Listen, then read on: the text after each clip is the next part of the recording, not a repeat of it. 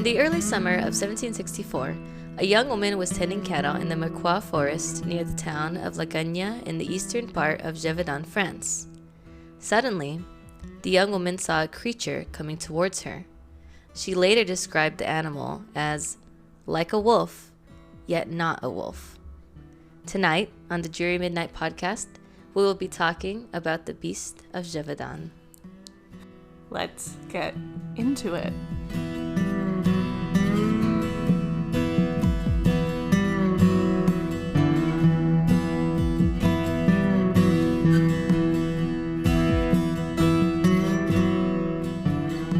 So you've just covered everything I know about the Beast of Gevaudan. Seriously? Yeah. I mean, when I was doing research for the Holy Grail episode, there is an entry about the Beast of Gevaudan in one of the books I was using, and so there's something about silver bullets, but that's about it. We don't even get into silver bullets, but I will actually mention that if you. I mean, that's all I know. Like, yes. The silver bullets play a part. I don't know the part that they play. The Beast of Gevaudan is a fun one, and I'm actually surprised that you don't know about it, because I know that you had been doing research about it, or not super research, but like you said, it was on our mutual Google Doc, and reading the book brought it further into the front of my brain, but I'm glad it's getting done. Well, originally I wanted to talk about werewolves, but that is a very broad topic. And although there are certain little aspects of werewolf lore that I think I could easily do a podcast on, it was just this particular thing really stood out to me. And I'd heard about it before and wanted to do more research on it. Let's get into the Beast of Gevaudan. Also, disclaimer, I will be pronouncing every single French word wrong. France, your language confuses me. You have so many vowels, and I don't understand. And then you don't use the consonants the way they're supposed to be used. So to sorry. All the francophones, we apologize in advance.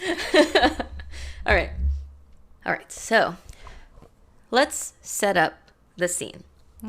France in 1764 was in a rough place, to say the very least. The 7 Years' War had just ended a year earlier, with France suffering numerous defeats at the hands of the British and the Prussians. The king... Oh, go ahead. And 7 Years' War in U.S. history is sometimes called the French and Indian War, because it's the French and the Iroquois fighting against the English colonists. And that was a war that had a lot of discussions about taxes and raising taxes on the colonists in the eventual U.S., and that started the revolution. Yep. Yeah. Just so you know, like, the time period we're Timeline, in. yeah. So 1764, we're 1 year out of this war. Yes. The king, Louis XV, had also lost a bulk of his country's overseas empire, including Canada. So France's economic situation was dire, and the country was in disarray. Now, we've set that up. Gevaudan, which is was a region in southern France, it had the reputation for being a remote, isolated backwater where the forces of nature had not yet been fully tamed, where the forests were indeed enchanted. Ooh. According to J.M. Smith, who is a historian and the author of Monsters of the Gevaudan, The Making of a Beast. He also says, it's fascinating, it's powerful, it's scary, it's sublime. Sorry, I love this story. But for the people who lived in this region, this enchanted forest would only bring terror and death. The first officially recorded fatal attack was that of Jeanne Bollet, a 14-year-old shepherdess who was tending a flock of sheep on June 30th, 1764. Her burial certificate specifies that she was killed by, quote, the ferocious beast, end quote, which suggests that she was not the first victim, only the first declared. The attacks continued through the summer and into autumn, and these attacks were brutal, gruesome, one might even say.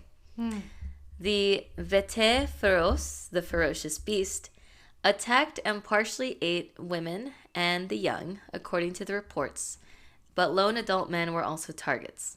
Oftentimes, victims were found with their throats torn out or their heads gnawed off. Yes. Witnesses described the beast as an ambush hunter which stalked its prey and seized it by the throat. The wounds found on the bodies were typically to the head and limbs, with the remains of 16 victims reportedly decapitated. Huh. The creature prowled in the evenings and in the mornings. Huh. Yeah. So this isn't just like a normal wolf attack. This is like... This is something big. Yeah. The overall number of victims varies according to the source. A 1987 study estimated that there had been 210 attacks, resulting in 113 deaths and 49 injuries. Other sources claim the animal killed between 60 and 100 adults and children and injured more than 30. Either way, the large number of attacks caused people to speculate there were in fact 2 or more beasts, and the beast was consistently described by eyewitnesses as something other than a typical wolf. It was as large as a calf or sometimes a horse. Its coat was reddish gray with a long, strong, panther-like tail. The head and legs were short-haired and the color of a deer. It had a black stripe on its back and talons on its feet. Many drawings of the beast at the time endow it with lupine characteristics. So... What do you think so far? I know I just kind of like threw you in there. So, thoughts are either like somehow dire wolves made it to the 1760s or the people making reports, because it's at that sort of liminal time of day, the people making reports either see a deer or a wolf or a whatever and get scared and see it something else. Even though like it's just a regular deer or a regular wolf or a regular whatever. So also its kill count is freaking intense. It's high. Giant kill count. So I don't think I mentioned this, but these attacks took place 1760. What did I say? 1765? 64 up until 1767. So over the course of 3 years. So over the course of 3 years. And what was it, 120 some odd total? It goes as high.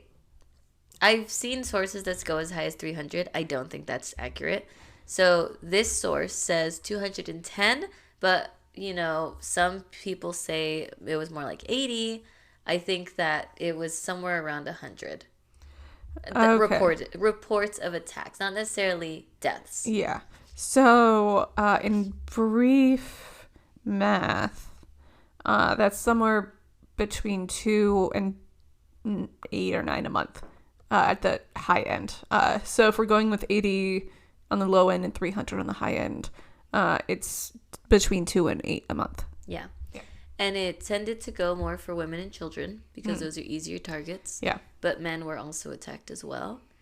And not to mention the weird thing about throats getting cut and decapitation. Yeah. And that's a little bit weird. We'll get into that. Yeah.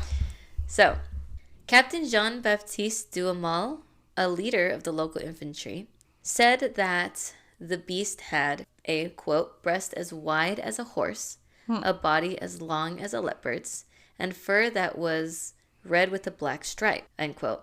Duhamel also said, quote, "You will undoubtedly think, like I do, that this is a monster hybrid, the father of which is a lion. What its mother was remains to be seen," end quote. So it apparently did not look like a freaking wolf. Even though, well, I was telling you this off air, but also I've told you this many times on air. Yeah. My favorite type of horror is it looks like a blank, but it's not a blank. Yeah. Have you listened to Old Gods of Appalachia yet? You've told me this like every time. Yes. But yes, it's so good. Kind of uncanny. It's so good. Well, official plug for Old Gods of Appalachia. Figure out a way, and I know I've said this on the podcast before. If I can figure out a way to somehow condense Uncanny Valley into podcast format, I will. But I still cannot figure out how to do that because Uncanny Valley is so near and dear to my little horror-loving heart. All right. But either way. Yeah. So, but this is an official Dreary Midnight endorsement for Old Gods of Appalachia. It's so good. Yeah. It's so spooky. So, other witnesses claimed that the beast had supernatural abilities. It could walk on its hind feet, and its hide could repel bullets. It had fire in its eyes, and it came back from the dead more than once, and had an amazing leaping ability. Which is something that was not the leaping ability, but it seemed like it could come back from the dead and it could repel bullets is like a big thing with the Beast of Gevaudan. Like people would kill it and then it would like again 2 days later. see it again. Yeah. Or they would like shoot at it and they would get up and walk away. Yeah. So the beast and his victims might have gone virtually unnoticed if not for the growing press. Okay. So this goes back to what we were talking about in the beginning where I said that France was in a state. Dire straits because of money stuff. So political news was mostly censored by the king, which means newspapers had to turn to other sources of information and entertainment to bolster subscriptions. So François Morinas, creator and editor of the Courrier d'Avignon, used a new type of reporting called, I don't know how to pronounce this, Faits divers, stories of everyday incidents in small villages similar to today's true crime, to tell the tale. His reportage in particular transformed the beast from a backwater calamity into a national affair. As the headcount rose in 1764, local officials and aristocrats took action. Etienne Lafont, a regional government delegate, and Captain Duhamel, who I mentioned earlier, organized the first concerted attack. At one point, the number of volunteers rose to 30,000 men.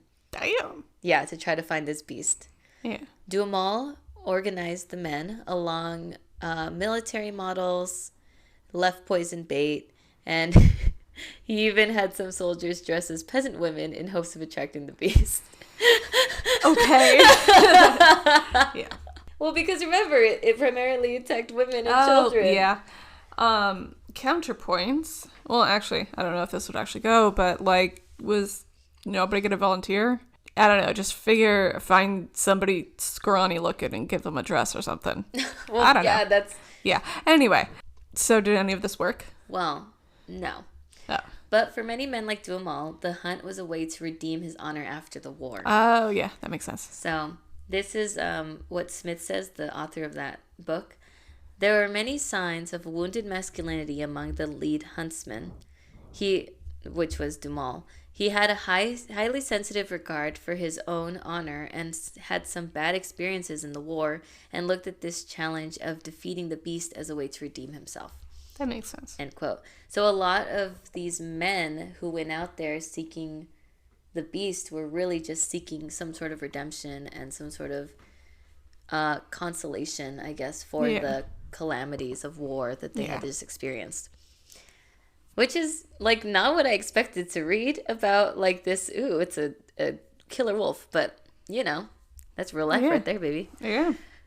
The press also created popular stories out of the women and children who survived attacks by defending themselves, emphasizing the virtue of the peasantry. So, a couple of these attacks. On January 12th, 1765, the beast attacked 10-year-old Jacques Portefaut and a group of 7 friends ranging from ages 8 to 12. Okay. So, beast attacked a bunch of children. Okay. However, Portefaut led a counterattack with sticks, driving off the creature. Imagine great. just seeing 7, like, children. Yeah. But safety in numbers. Yeah. The children were rewarded by Louis XV, and Portefaut was given an education paid by the crown. All right. Yeah, that's not good too for bad him. for 1760s. Yeah. There was also 20-year-old Marie-Jeanne Vallée. She was attacked by the beast on August 11th, 1765, while crossing the river Desco, I don't know how to pronounce that, with her sister. So Vallée was armed with a bayonet affixed to a pole and impaled the beast's chest. The creature got away, but Vallée became known as the Amazon and the Maiden of Gevaudan. And today, a statue stands in her honor in the village of Avaux in southern France. Is she also carrying a stick? You know what? I'm going to look it up. Apparently, she was in Teen Wolf. Okay. I don't know if she was in Teen Wolf. It just says Maid of Gevaudan, Teen Wolf.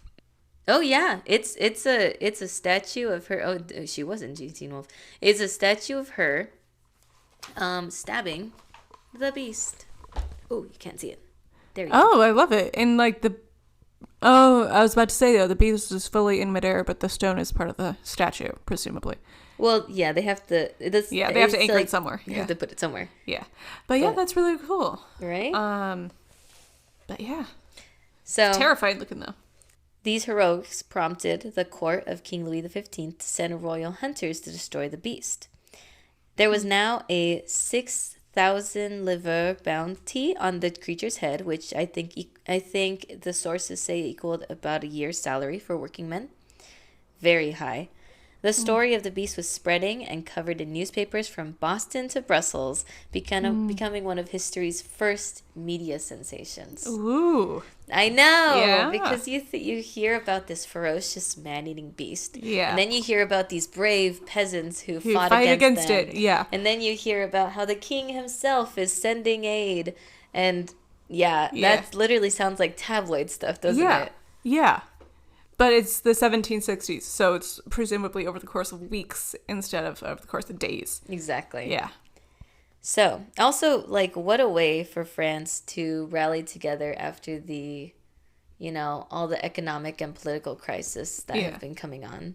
The king actually sent his own personal gun bearer and bodyguard, 71-year-old Francois Antoine, to find and kill the beast. On September 1765, Antoine, along with his nephew or son, kind of sources vary on that, and a detachment of men, shot and killed a large wolf near an abbey, and this wolf was assumed to be the beast.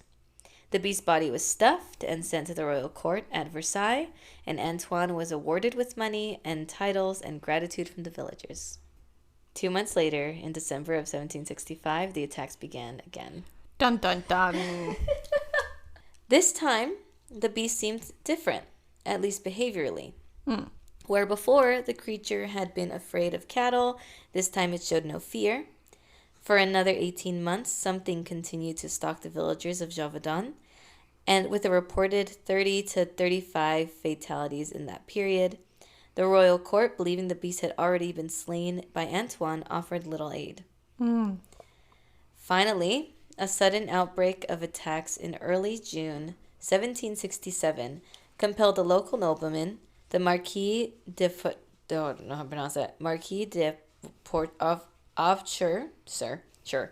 to organize a hunt. One of the hunters was a local farmer, Jean Chastel, who had been involved on a previous hunt, but was thrown in prison by Antoine for leading his men into a bog. Oh my god. I mean, one would think you would be able to go a little bit better than that, but apparently not. Had he done anything before that? Or, Which done one? any... The guy who wound up in the bog, had he been in... No, he was just a farmer. Oh. He was supposed to... So, when Antoine came from the royal court, they didn't know where they were going because it was just some backwater, little village country. Oh, so he hadn't been He had anywhere. a farmer who was leading him, and the farmer accidentally led him into a bog, and then Antoine had the farmer arrested. Okay. But later, 2 years later, when these, attacks are still going on, obviously the farmer is no longer arrested, and he's on this hunt now with the new local huntsman. Okay. So, this is Jean Chastel, who is the guy who was thrown in jail and now is freed. On June 19th, 1767, Chastel shot a wolf on the slopes of Mount Moshe and managed at last to bring the beast down. Okay. This was the actual beast. All right. For real. For real. Okay. An autopsy of the animal revealed human remains inside, and the animal had non-wolf characteristics as described by witnesses. The attacks ended, but while it was assumed that the beast Chastel bagged was the beast, doubts remained that it was indeed a wolf. We assume that he actually got it because once he killed it, the attacks stopped. Okay. What could the beast have been? There's many theories, so we're just going to spitfire through some. Do you have any theories? So presumably it's not some creature with some sort of medical thing. Not necessarily rabies, but well, no, it couldn't have been, because if it had been a medical thing, that would accelerate their death. And so it wouldn't go on for 3 years. Never mind. I got nothing. Okay, so here's some theories. An Hit me with it. Eurasian wolf. Okay. An armored war dog. What? A striped hyena. A lion. What? Some sort of prehistoric predator. A werewolf. A dog wolf hybrid, and a human. So Okay. Let's start with the one that's likely not it, which is the werewolf. It's likely not a werewolf because, of obvious reasons. Yep. But you mentioned in the beginning that you knew something about a silver bullet. Yeah. And this is so interesting. This is not in my notes, so I'm just kind of spitballing here. Yeah. But this is maybe not the first, but this is an instance of rewriting history to fit a modern narrative. Okay. So the reason that you remember silver bullet is silver bullets became synonymous with werewolves and killing werewolves. I think it started happening around the maybe early 1900s or late 1800s when silver bullets were seen as werewolf things. Yeah. I think maybe it was actually around the time of Dracula, but either way. But silver as a holy thing that combats whatever. Yeah. Yeah. So this Beast of Gevaudan happened in the 1700s. Then werewolves become really popular. Then somebody writes a poem or a story about the Beast of Gevaudan. And in this story, they say the beast was defeated by a silver bullet. That what's his name? Jean Chastel actually took a medallion of the Virgin Mary that he had in silver, and he melted it down into a bullet and used that bullet to kill the beast. And that's why the beast died. And now people hear the Beast of Gevaudan and they are like, okay, this story about the Beast of Gevaudan is the actual account. Therefore, the Beast of Gevaudan was killed by a silver bullet. Therefore, it's a werewolf. But it's literally just what's it called when history is written and then somebody goes and they rewrite it, but then it's it almost makes it oh, well, obviously there's evidence of werewolves because look, in this old version, retconning? It's retconning, but it's almost like this is the first attack, but then this is the first attack. Do you remember when it's Brown Mountain Lights? And I said that the first time we saw Brown Mountain Lights was when that one kid saw it. But then it turns out that, actually a bunch of people had seen it, 30 years prior, and they just never said anything. Like a retrofitting kind of thing. Yeah, exactly. Yeah. So that is, this version. That kind of the silver thing bullet is the kind of thing. Yeah. Like I said, this was not in my notes. Sorry if it doesn't make sense. But I think it's so fascinating that the silver bullet doesn't exist in the actual story, but it's so synonymous with the story that it's as though it does exist with the actual story. Yeah. That's so cool. Yeah. Anyway, more theories. What's the theory about the prehistoric thing or a hyena or some shit? Okay. Because it does sound a little bit like a hyena from the vague things I know about the hyenas. Exactly. With the stripes and something kind of a mane and that kind of thing. So there's the prehistoric thing. There's theories that maybe it could have been some sort of extinct prehistoric predator like a bear dog, dire wolf, or hyandodon, which is kind of like a prehistoric hyena. That's kind of hard to grasp because that would mean that there's a large enough prehistoric animal that could evade detection for thousands to millions of years. Yeah. That's likely not it, but that's kind of what internet sleuths are ooh, especially on land.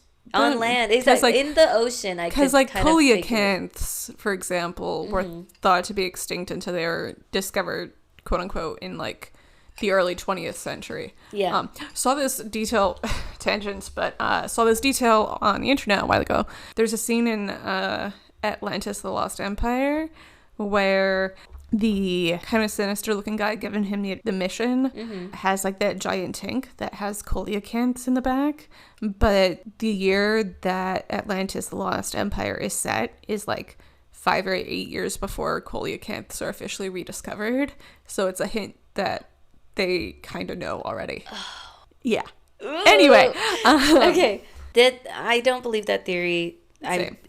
I don't think on land in like the backwater of France, like I don't think that there's some random prehistoric or creature. at least some random prehistoric creatures that the locals can't already identify. Exactly. Because I don't know. Technically, crocodiles are prehistoric creatures. Yeah. Well, they just evolved from like dinosaurs, but yeah. But yeah. Anyway. Okay, so some depictions of the beast and the animal slain by Chastel suggest it resembled a striped hyena. So it's possible that a striped hyena might have been in a person's private holding and then escaped.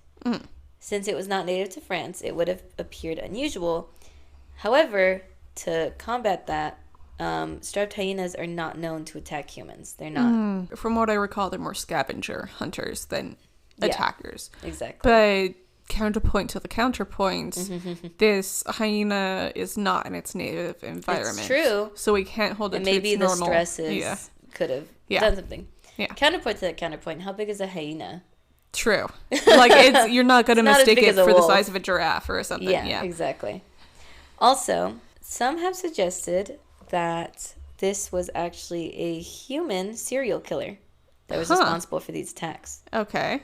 Many of the beast's victims were reported to be decapitated, something few animals can do. Okay. And while it's unlikely that a killer would roam around for victims in broad daylight wearing a beast costume, those who support this theory believe that the human killer used an animal to carry out the crimes.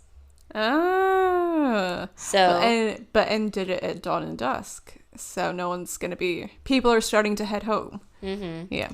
So what was the animal? Some have speculated that it was an armored war dog, which explains the strange appearance and why it shrugged off musket shots. An armored war dog is literally a larger dog wearing leather armor? I'm assuming. Okay. It trained the dog he trained the dog to attack the victims, and then he could kill them. Okay.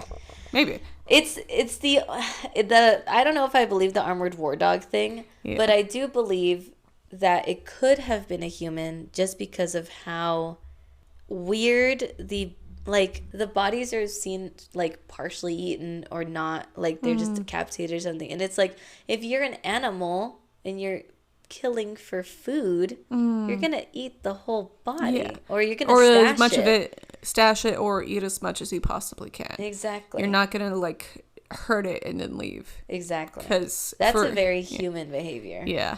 Which is weird. Yeah. Maybe the werewolf theory does make sense. Yeah, maybe. But then the counterpoint to the serial killer theory is like, why? Yeah. Because like, if it's just like the backwoods someplace, right? You have some sort of like a deep need to cause harm to other things. Like, be a farmer and kill everything by hand. Oh my god. At least it'll be you can use the, So then, exactly. So then you can use the animals that you kill. And it's like, I don't think that's like an ethically correct thing to do. But there are avenues to do that without killing humans. Yeah. Or you can like go hunting or... But I don't think serial killers have like not the capability, but obviously if you're a serial killer, you're not reasoning like that. True. They're just like, I want the thrill. The thrill of the chase. Yeah.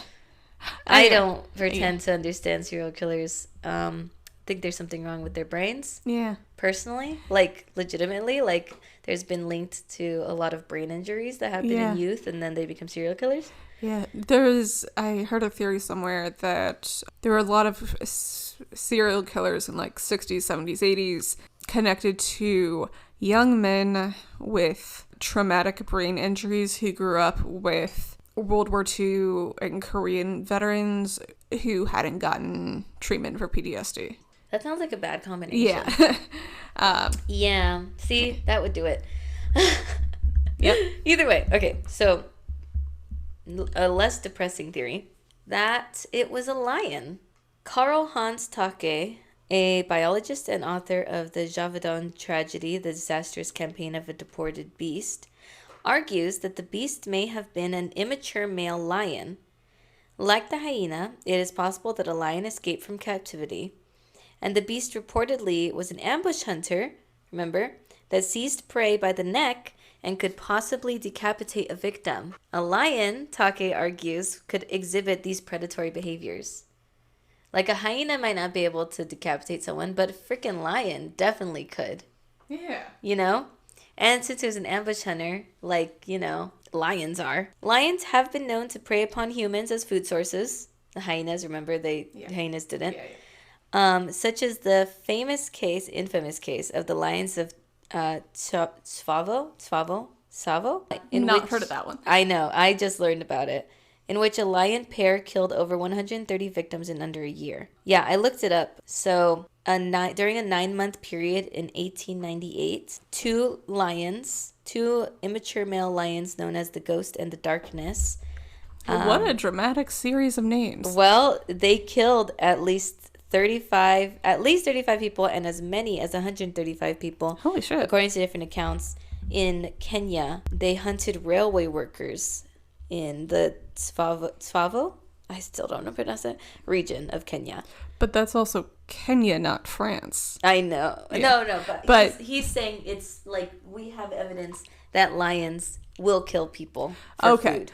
Especially if they are desperate. Oh, yep, that makes sense. And like not in their, I mean, these lions in Kenya were in their native environment, but the ones in France, they're big animals and they need a lot of food. And, there's people around and they'll eat them. Yep. Exactly. So, because I guess if there's no injured water buffalo or something, I guess a human is the next best thing. Exactly. And I'm not super familiar with like lion hunting patterns, but that seems consistent from what I've heard of is like pick off the weak ones. Mm-hmm. The children and the women. Yeah. Stuff like that. Yeah. So, another supporting fact of the lion theory is that the territory of the beast was roughly 56 by 50 miles. So, like, that's kind of the area that the beast would attack. Mm-hmm. And that aligns with a lion's typical hunting range. That makes sense. Yeah. That makes sense. Yeah. Okay. Eyewitnesses in France at the time were likely not familiar with living lions, and what they did know about them came from very stylized imagery. A subadult male does not have a fully developed mane and sometimes has a mohawk-type stripe running down its back. How long does it take for a lion to get to maturity? Let me look that up. So the mane starts growing when lions enter adolescence, when testosterone levels increase, and reach their full size at around 4 years old. They have longer and thicker hair with the higher testosterone levels. It takes about lions like 3 or 4 years to fully mature. Okay. So I think that's kind of fits with like they could have had like a little bit of a mane, but not quite the full mane yet. Yeah. Sweet. Glad you made me look that up. All right. So yes. And also remember Dumont, our old friend, the captain who was trying to get his reputation back. He had written that he thought this monster was a hybrid of a lion and something else. Oh, yeah. The last theory, and the one that's probably the most accurate besides the lion, because I do actually really like the lion theory. Yeah. I think that that's a good... It's a solid theory, and like it marks a bunch of boxes. Yeah. Is that it was wolves. Okay. I mean... like regular size wolves. The theory considered most credible is that wolves perpetrated the attacks. Gevaudan had a serious wolf infestation, and large lone wolves. Like, this is what Smith, the author of that one book in the beginning, believed, that large lone wolves were attacking individual communities across the region, or it was a wolf pack. Hence, one of the reasons why it never died Yeah. is because it was multiple wolves. Yeah. It wasn't just one beast. Yeah. That makes sense. Wolves are native to the region and had attacked humans before. Some statistics show that wolves attacked humans 9,000 times in France between the 17th and 19th centuries. Holy shit. That's a lot. In most cases, these types of attacks were by rabid wolves, which is what you were saying in the beginning. Yeah. So, yeah, a rabid wolf wouldn't be able to live 3 years. Yeah. But multiple rabid wolves... Yeah, would. Yeah. Because one dies, another one comes up. Yeah. And if there's several, then there's the opportunity for reproduction and... We don't know that it was a rabid wolf because none of the victims really seem to have contracted rabies. But then again, a lot of the victims were dead. So, so maybe... Died by other means. Exactly. I think that the wolf theory is probably the strongest because people tend to... When they are scared, people tend to, in their heads, see things or over-exaggerate things that they don't know or understand. Exactly. Yeah. Wolves were very familiar to them. Yeah. But I feel like the fact that France was going through trauma, the fact that there was like a lot more death, like an increase in attacks, something might have made these people more prone to believing or seeing things that weren't there. Not to say that they were hallucinating or that they weren't in their right minds, but it's also that mob mentality of like, this beast is as big as a lion, or this beast is like as big as a horse or something, because that was one of the things. Or it's like, this beast has like flaming eyes and it can walk on 2 legs, sort of thing. I think a pack of wolves is very likely because that explains why it keeps coming back. Yeah. And then they probably ended up eradicating a lot of wolves in that area, which is probably why the wolves... Who fixes the problem? Which is probably why it stopped attacking. Or it could find... The wolf pack was like, fuck this. These humans keep killing us. We're leaving. Yeah. I also want to go on a little... tangent, just saying I do love wolves. Yes. I'm very sad that wolves are an important part of local ecosystems. So this is not meant to shade any wolves or wolf pack in particular. If you're a wolf listening to this. Yes, wolves. We love you. Yes. Big ups to the wolves. Again, wolves are an important part of a lot of ecosystems. Exactly. I heard this one story on National Park After Dark where it's like they were reintroducing wolves to Yellowstone. I love National Park After Dark. They reintroduced wolves to Yellowstone and like the entire ecosystem seemed to reset. Rivers were starting to change back to like historic things. Wolves are an integral part of an ecosystem. They are. Yes. So we love this is a pro wolf channel. Yes. This is a pro wolf channel. Yeah. I have 2 wolves inside of me. And both of them want the fries. Anyway.